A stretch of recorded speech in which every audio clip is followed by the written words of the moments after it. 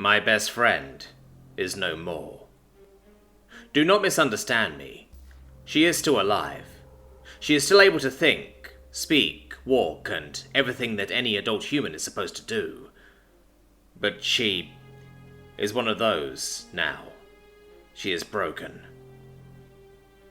The avian man in his 30s shivers when saying this.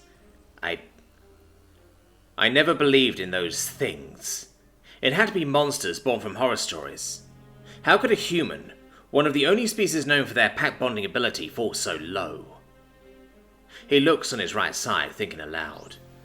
I know, yes, that some of them aren't like this. Some humans are full-on stains instead of living beings, but her, she wasn't. She was a proper human. More than that, she was a prime example of what we think when we hear the word human. She wasn't a warrior, not a huntress or soldier. She was an accountant, afraid of her own shadow, and more than that, she didn't like to do sport. Still, she pack-bonded with anything that she could see. His eyes seemed to have a little more life as those words exit his beak. The feathers on his neck perk up as if a non-existent wind blowed in the room. Of course, as she was, she found a husband. She married in a Frox unit. Those arachnids who stay together from birth to death, fusing families at each bond from their kids. He let a pregnant silence come. Now she is alone. Now she is broken.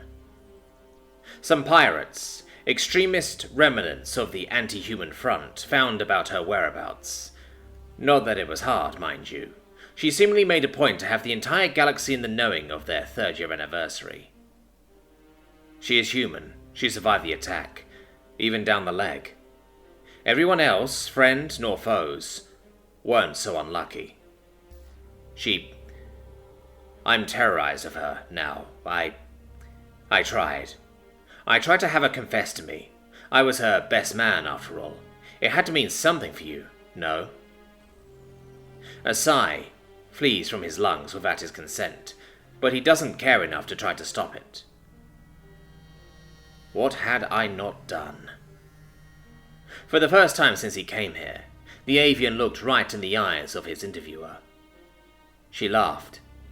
Not her usual warm, if a little high-pitched one, no. It was as if death itself laughed at me for asking, borrowing Sarah's mouth for the ordeal. Then she spoke. She told me her story. The full story. My friend, this woman who couldn't even hear about a horror movie without cringing, without shying away, told me without missing any single detail what happened to her pack, to her family, just in front of her eyes. It began to cringe, shivering visibly now. I can't even approach a medbay now. The other person in the room gives him a tissue, now that the speaker began to cry, but the avian continues to speak without taking it.